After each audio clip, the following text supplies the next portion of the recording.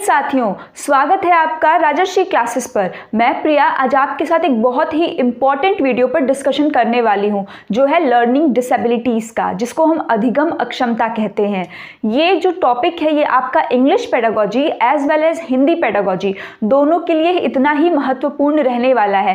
Question as it is आपके paper में यहाँ से पूछे जाते हैं और हर शिफ्ट में इससे आपको क्वेश्चन देखने को मिलेगा, दोनों जो आपका पेपर 1 है उसके लिए भी और पेपर 2 के लिए भी। तो टॉपिक बहुत ही इंपॉर्टेंट है, छोटा सा है, तो अगर आपके कोई भी डाउट्स कंफ्यूजन्स हैं तो आप यहाँ पर इसको देखिए और देख करके उस चीज़ को क्लियर करिए। वीडियो को लास्ट तक ज़रूर देखिए क्योंकि रहने वाला है आपके लिए बहुत ही इंपॉर्टेंट। और अगर आप पहली बार राजर्षि क्लासेस पर विजिट कर रहे हैं तो चैनल को सब्सक्राइब कर लें, लाल कलर से लिखा होगा उसको प्रेस कर दें और बगल में बेल आइकन होगा उसको भी प्रेस कर दें ताकि आपको ऐसी यूजफुल वीडियोस आप तक सबसे पहले पहुंचे। और अगर आपको ये लर्निंग डिसेबिलिटीज़ का टॉपिक अच्छा लगा तो आप वीडियो को लाइक भी कर दीजिएगा और अधिक से अधिक अपने दोस्तों तक और लर्नर्स तक इसको शेयर भी करिएगा।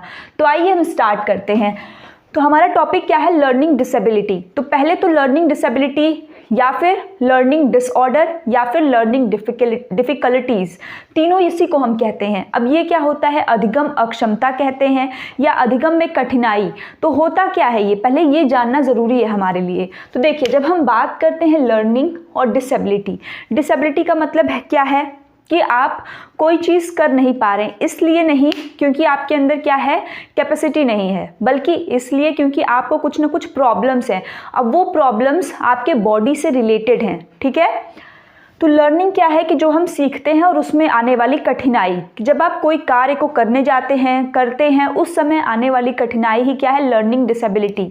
मेनली इसको एक न्यूरोलॉजिकल प्रॉब्लम से देखा जाता है कि ऐसे जो लर्निंग डिसेबिलिटीज़, लर्निंग डिसऑर्डर या लर्निंग डिफ़िकल्टीज़ हैं, जो हमारा ब्रेन होता है, जब वो जो भी इंफॉर्मेशन उसको बाहर से मिल रही होती है उसको प्रोसेस करने में या स्टोर करने में या रिसीव करने में जब हमारे ब्रेन को प्रॉब्लम होती है तो उस केस में जो है लर्निंग क्या होती है, रुक जाती है, धीमी हो जाती है और इसी को कहते हैं लर्निंग डिसेबिलिटी। जैसे आपको यहाँ पर कोई चीज़ पढ़ाई जा रही है बट आपका ब्रेन उस चीज़ को प्रॉपर क्या है, इंटरप्रेट नहीं कर पा रहा है, प्रॉपर तरीके से बता नहीं पा रहा है, तो इससे क्या होगा, धीरे धीरे आप क्या होंगे, धीरे धीरे कम होते जाएंगे। आपको पढ़ाई में आपका दिमाग धीरे धीरे कम लगेगा, या तो आप समझ भी रहे होंगे तो कोई और चीज़, आप लिखना कुछ और चाहते हैं बट लिखते कुछ और हैं, प्रॉपरली आपके मोटर स्किल्स काम नहीं करते हैं।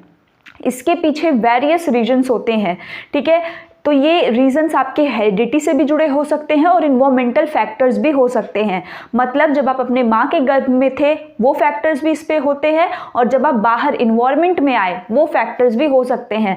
आपके एक्सीडेंट्स, कोई ट्रॉमा, स्ट्रेस, वेरियस फैक्टर्स इसमें रोल प्ले करते हैं। तो ये कुछ बेसिक रहा लर्निंग डिसेबिलिटी के बारे में, ठीक, कि ब्रेन जब प्रॉपरली वर्क नहीं कर पाता है तब ऐसी सिचुएशन क्रिएट होती है। अब ये मोस्ट इंपॉर्टेंट आपके लर्निंग डिफ़िकल्टीज़ कह लीजिए, डिसऑर्डर्स कह लीजिए, आपके बार बार पेपर में पूछे जाते हैं। मैंने इनको एज शॉर्ट लिखा है कि जिससे सिर्फ एक वर्ड देखकर आप इन चीज़ों को समझ सकें। तो देखिए, सबसे पहला है dyslexia, most important and most repeated question है ये। डिसलेक्सिया क्या है? अब आपको ये कई दे देगा, हिंदी में भी ऐसे ही लिख देगा, धारा प्रवाह पढ़ने में अक्षमता डिसलेक्सिया होता है, या फिर पढ़ने में कठिनाई क्या होता है, डिसलेक्सिया। मेनली ये रीडिंग डिसऑर्डर होता है। क्या होता है ये? रीडिंग डिसऑर्डर ये आपका होता है कि आपको कोई चीज़ पढ़ने को दी गई, अब आपको 2 लाइन पढ़ने को दिया गया, वहाँ लिखा था 100, क्या लिखा था 100, और आप उस 100 को क्या पढ़ रहे हैं, वॉज, उल्टा पढ़ दिए, एस को बी को डी पढ़ रहे हैं, ठीक, डैड लिखा है आप उसको कुछ और पढ़ रहे हैं। तो ये क्या है कि जब आप कोई चीज़ रीड कर रहे हैं, रीडिंग डिसऑर्डर, डिसलेक्सिया, सिर्फ ऐसे याद करिए। इनको याद करने का बेस्ट यही है क्योंकि ये जो वर्ड्स हैं ये क्या हैं, आपस में बहुत सिमिलर हैं। तो dyslexia is equal to reading disorder, तो रीडिंग है तो हिंदी में भी आपका काम कर जाएगा, पढ़ने में कठिनाई होना।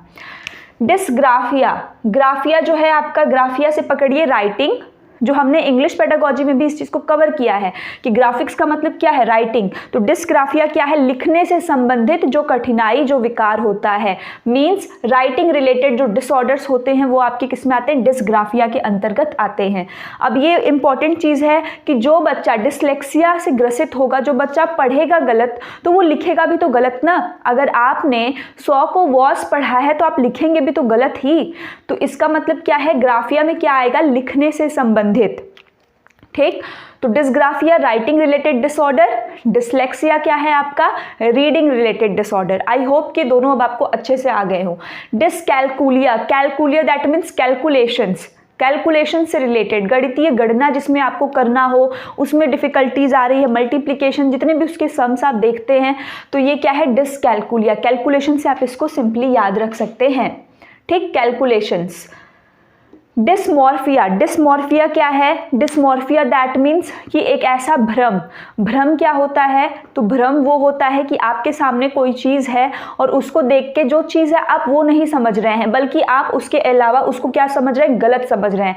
जैसे आपके सामने, आप अंधेरे में हैं, आपके सामने कोई रस्सी है तो हो सकता है आप उसको सांप समझ लें, तो ये इल्यूजन है। तो यहाँ जो डिस्मॉर्फिया की बात की जा रही है वो इल्यूजन आपके कुछ बॉडी पार्ट्स से रिलेटेड है, कुछ शरीर के अंगों से संबंधित है, कि व्यक्ति को ऐसा लगता है कि उसके कुछ स्पेसिफिक बॉडी के पार्ट्स बहुत मोटे हो रहे हैं या बहुत पतले हो रहे हैं, तो ये क्या है डिस्मॉर्फिया। तो डिस्मॉर्फिया बेसिक आप इसमें याद रखिए इल्यूजन, भ्रम, इंग्लिश में इसको क्या कहते हैं, इल्यूजन कहते हैं। ठीक है, भ्रम, भ्रम की स्थिति, वो भी आपके बॉडी के कुछ पार्ट्स को लेकर के। डिस्फेजिया, डिस्फेजिया कह ले या फिर अफेजिया कह ले, आपको दोनों का देखिए सेम सेम लिख रहा है कि नहीं, डिस्फेजिया और अफेजिया। तो जिसमें ये फेजिया वाला वर्ड है ना, फेजिया, इसमें लैंग्वेज की बात करते हैं। फेजिया दैट मीन्स लैंग्वेज, सिर्फ ये पॉइंट्स को अपने दिमाग में बैठाइए, बाकी आपका हो जाएगा। फेजिया दैट मीन्स लैंग्वेज, बोलिए 2 से 3 बार, फेजिया दैट मीन्स लैंग्वेज। जैसे आपने अभी इसका पढ़ा, डिसलेक्सिया क्या है, रीडिंग डिसऑर्डर, डिस्ग्राफिया क्या है, writing disorder, dyscalculia calculation, morphia की बात करेंगे तो इल्यूजन, भ्रम आएगा। उसी तरह जब फेजिया की बात करते हैं, डिसफेजिया या अफेजिया, तो ये भाषा, लैंग्वेज की बात करता है, जब आप लैंग्वेज को प्रॉपरली कॉम्प्रिहेंड नहीं कर पाते हैं, लैंग्वेज को समझ नहीं पाते हैं। तो अगर आपसे अफेजिया बोल दे तो यहाँ लैंग्वेज को समझने में कि क्या चीज़ लिखा है, भाषा को आप उसको सही से नहीं कॉम्प्रिहेंड कर पा रहे हैं, समझ नहीं पा रहे हैं। और जब वहाँ पे डीफेजिया, डिसफेजिया लग जाता है, डी लग जाता है, तो वो क्या है कि आपको बोलने में, कि आप जैसे जब किसी से बात कर रहे हैं तो आप अपने आप को खुल के अभिव्यक्त नहीं कर पा रहे हैं, आपके दिमाग में वो चीज़ है बट आप उस चीज़ को कह नहीं पा रहे हैं, आप अपने आप को एक्सप्रेस नहीं कर पा रहे हैं दूसरे के सामने बोलने में, या तो आपका जो है जुबान वो रुक जा रही है, रुक रुक के बोल रहे हैं, ये डिसफेजिया है। तो डिसफेजिया कहेगा तो ये भी लैंग्वेज से संबंधित है कि भाषा आप बोल नहीं पाते हैं, बट जब आप उसको एक्सप्रेस नहीं कर पाए तो डिसफेजिया में आएगा। और अफेजिया में क्या है कि आप लैंग्वेज को कॉम्प्रिहेंड ही नहीं कर पा रहे हैं, कोई चीज़ आपको सामने लिखी हुई दे दी गई, अब आप उसको पढ़ तो रहे लेकिन आप मतलब नहीं निकाल पा रहे हैं। ठीक, ये अफेजिया है। और जब मैं अगर आपसे बोल रही हूँ, मैं बोलना कुछ और चाह रही हूँ बट बोल नहीं पा रही हूँ, तो ये क्या है डिफेजिया, डिसफेजिया। ठीक है, अब उसके बाद 2 और आता है, एक अप्रेक्सिया और एक डिस्प्रेक्सिया। ठीक, तो ये देखिए दोनों कॉमन ही है, तो ये 4 अलग अलग याद करने से बेहतर है कि आप सिर्फ एक याद रखिए, फेजिया। जैसे देखिए फेजिया आपने याद रख लिया कि ये लैंग्वेज से संबंधित है, ये आपने याद कर लिया। अब जब ए लगा है, ए आपका स्टार्टिंग है, तो इसका मतलब जब आपको स्टार्टिंग में पढ़ने को दिया गया आप कुछ भी नहीं कर पा रहे हैं, एक्सप्रेस तो आप बाद में जाके करेंगे जब डी आएगा। तो डी में क्या करेंगे आप खुद को, क्योंकि डी के बाद ही तो ई आता है एक्सप्रेस करने के लिए, तो डी में आप एक्सप्रेस नहीं कर पाएंगे। वैसे ही अप्रेक्सिया का ही एक पार्ट होता है डिस्प्रेक्सिया, इसी का एक पार्ट होता है क्या, डिस्प्रेक्सिया। ठीक, तो अप्रेक्सिया क्या है कि जो मसल्स हैं, जो मांसपेशियां हैं, उनमें जो मोटर स्किल्स के संचालन से संबंधित जो मांसपेशियां हैं, चाहे स्थूल गतिक हो, चाहे आपका फाइन मोटर स्किल्स हो, चाहे मोटर हो चाहे फाइन हो, उनसे रिलेटेड जो प्रॉब्लम्स होती हैं उनके संचालन में प्रॉपरली तरीके से क्या हो पाता है, डेवलपमेंट नहीं होता है, बच्चा कर नहीं पाता है, वो सोचता तो है किसी चीज़ को खेलने की प्रॉपर तरीके से बट वो कर नहीं पाता है, तो वो अप्रेक्सिया है। और जब डिस्प्रेक्सिया आएगा तो डिस्प्रेक्सिया जो आपका दिमाग है, जो आपका मस्तिष्क है, उसमें हुए किसी प्रकार की क्षति के कारण आप ऐसा नहीं कर पाते हैं। ठीक है, आपका डेवलपमेंट प्रॉपर नहीं होता है। तो डिस्प्रेक्सिया में क्या है, जो ह्यूमन ब्रेन है उसमें कोई इंजरी आ जाती है इसकी वजह से। डिस्थाइमिया, कभी कभी ये आता है डिस्थाइमिया, डिस्थाइमिया दैट मीन्स तनाव, स्ट्रेस से संबंधित। किससे है, तनाव या स्ट्रेस से संबंधित। तो पहले जो ये आपके 8 मेजर हैं इसको आप अच्छे से समझिए। देखिए क्या क्या है, हम लास्ट से करते हैं। Dysthymia, dysthymia that means stress related disorder. सिर्फ एक वर्ड पकड़िए, dysthymia is equal to stress, बस इसको याद करिए, फिर आपका क्वेश्चन कैसा भी आएगा आप कर लेंगे। डिस्थाइमिया दैट मीन्स स्ट्रेस। अफेजिया कह दे तो लैंग्वेज को कॉम्प्रीहेंड करने में, अफेजिया लैंग्वेज कॉम्प्रीहेंशन बना नहीं पाएंगे, पर यही डिस्फेजिया कह दे तो, डिस्फेजिया कह दे तो वहाँ क्या होगा कि आप लैंग्वेज को एक्सप्रेस नहीं कर पा रहे हैं, जो लिखा आपको दिया गया आप उसको एक्सप्रेस अपने शब्दों में नहीं कर पा रहे हैं, भाषा को बोल नहीं पा रहे हैं, ठीक है। अप्रेक्सिया, अप्रेक्सिया कह दे तो जो मसल्स हैं, जो मोटर डेवलपमेंट हैं, जो मोटर स्किल्स हैं हमारे फाइन मोटर और ग्रॉस मोटर, उसके प्रॉपर डेवलपमेंट नहीं हो रहा है यहाँ पे। और यही डिस्प्रेक्सिया जो इसका एक पार्ट है, उसमें क्या होगा, ब्रेन से रिलेटेड जो आपके क्षति है उसकी बात की है। डिस्फेजिया, तो यही डिस्फेजिया इसी का है, अफेजिया का पार्ट है कि भाषा बोलने में जो हम एक्सप्रेस नहीं कर पाते हैं। मॉर्फिया, मॉर्फिया में क्या होगा, इल्यूजन है कि इल्यूजन किस चीज़ का है कि बॉडी का कोई एक पार्ट बहुत मोटा या बहुत पतला है, ठीक। कैलकुलिया, कैलकुलेशन से रिलेटेड, ग्राफिया लिखने से रिलेटेड, एंड लेक्सिया, लेक्सिया किससे है, रीडिंग डिसऑर्डर है। तो आई होप कि आपको क्लियर हुआ हो। इसके अलावा ये एक और ADHD भी आपका एक लर्निंग डिसेबिलिटी ही होती है, ADHD प्रॉब्लम और एक ऑटिज्म। तो ADHD ऑटिज्म भी मोस्ट रिपीटेड है, मैंने इसकी ऑलरेडी सेपरेट वीडियो भी कराई हुई है, बट यहाँ मैं आपको शॉर्ट में बता देती हूँ। ADHD क्या है, attention deficit hyper activity disorder, ठीक है। मतलब ऐसे बच्चों में जो लो स्पैन ऑफ अटेंशन होता है, कंसंट्रेशन प्रॉपर नहीं कर पाते हैं, बहुत देर तक शांति से नहीं बैठ सकते हैं, ऐसे बच्चे हमेशा इधर से उधर करते रहेंगे, ठीक। ऐसे बच्चे जो है ADHD वाले बच्चे होते हैं।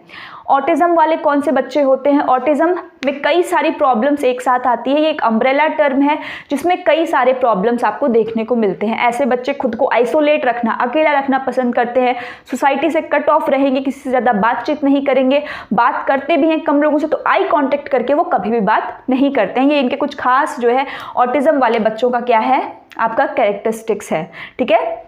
अब देखिए, अब यहाँ पे आपने अभी तक जितना भी पढ़ा, अब उससे रिलेटेड कुछ क्वेश्चंस हैं, ठीक है। तो अपने साथ थोड़ी ऑनेस्टी दिखाइएगा, आपने जो भी पढ़ा है, मैं हट जा रही हूँ, आप स्क्रीनशॉट ले लीजिए, एक बार इसको रिवाइज कर लीजिए और अपने साथ ऑनेस्टी बरतते हुए यहाँ कुछ क्वेश्चंस हैं उनको चीटिंग मत करिएगा और क्वेश्चंस को बताइएगा कि क्या आप कर पा रहे हैं या नहीं कर पा रहे हैं, ठीक है। चलिए, तो आप स्क्रीनशॉट एक बार ले लीजिए इसका और एक बार इसको थोड़ी जो है रीड कर लीजिए किसका क्या क्या है। चलिए, तो अब यहाँ पे हम आते हैं problem with numbers and calculations. तो आई होप कि आप इसका आंसर कर पा रहे हैं, फिर भी मैं बता देती हूँ अगर कुछ लर्नर्स को दिक्कत है तो। नंबर्स की बात आ गई, कैलकुलेशन की बात आ गई तो क्या हो जाएगा, डिसकैलकुलिया। क्या हो जाएगा आपका आंसर इसका, डिसकैलकुलिया, यही हो जाएगा आंसर। कैलकुलेशन रिलेटेड डिसऑर्डर्स जो हमारे होते हैं।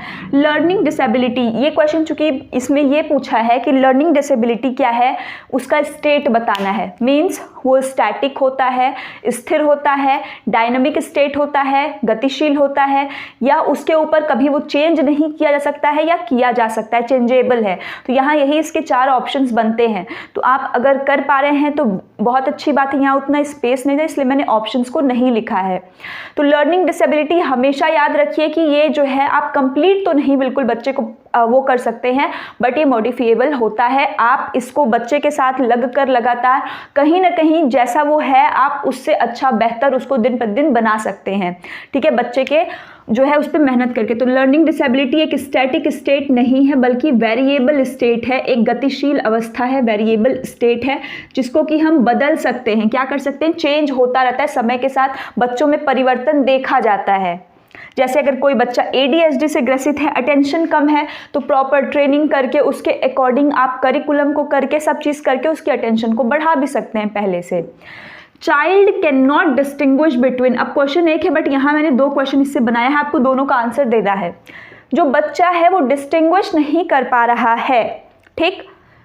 100 को वॉज, पहला क्वेश्चन है कि 100 को वॉज पढ़ रहा है, क्लियर न्यूक्लियर को अनक्लियर पढ़ रहा है, पहला ये क्वेश्चन है। तो ये कौन सी डिसेबिलिटी होगी जो वो पढ़ नहीं पा रहा है। और दूसरा कि बच्चा डिस्टिंग्विश नहीं कर पा रहा है, वो लिख रहा है गलत, जहाँ 100 है वहाँ वॉज, क्लियर, न्यूक्लियर, अनक्लियर ऐसे लिख रहा है।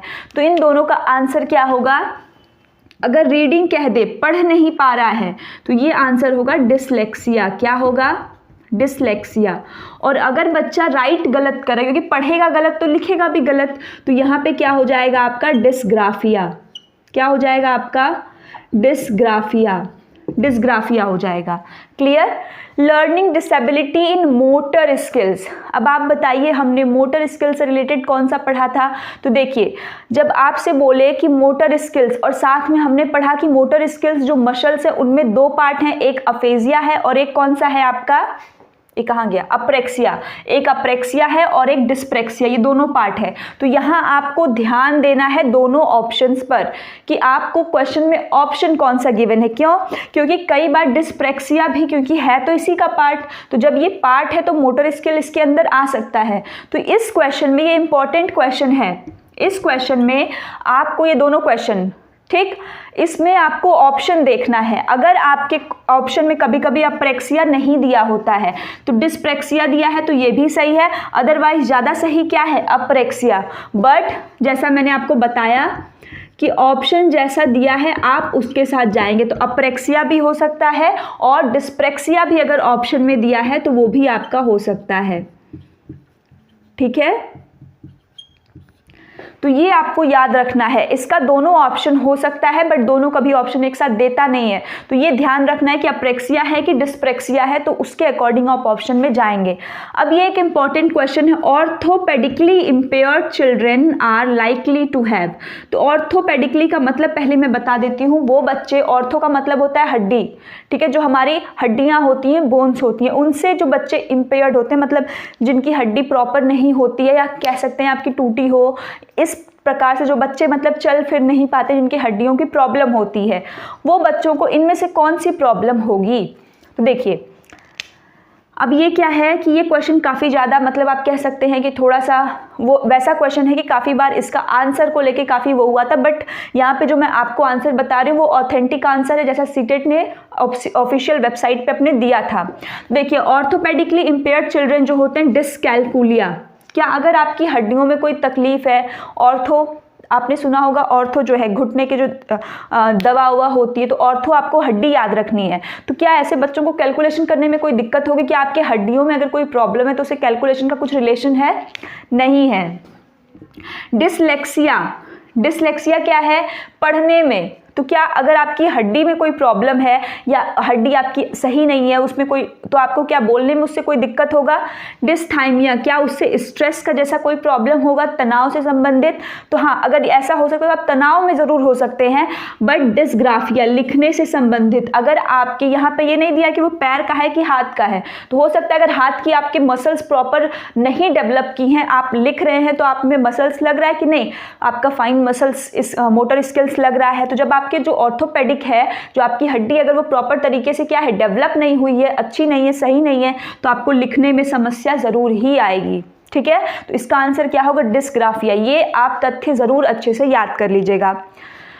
तो जितने भी लर्नर्स अभी तक वीडियो को देख रहे हैं, तो अगर वीडियो आपको अच्छी लगी तो वीडियो को लाइक ज़रूर कर दें, और इसके साथ ही पहली बार अगर चैनल पर आप विजिट कर रहे हैं तो चैनल को सब्सक्राइब ज़रूर कर दें। और इतने देर तक देखने के लिए आपका बहुत बहुत धन्यवाद। और इसके साथ ही अगर थोड़ा और समय है तो जाने से पहले आप लाइक ज़रूर कर दें। धन्यवाद।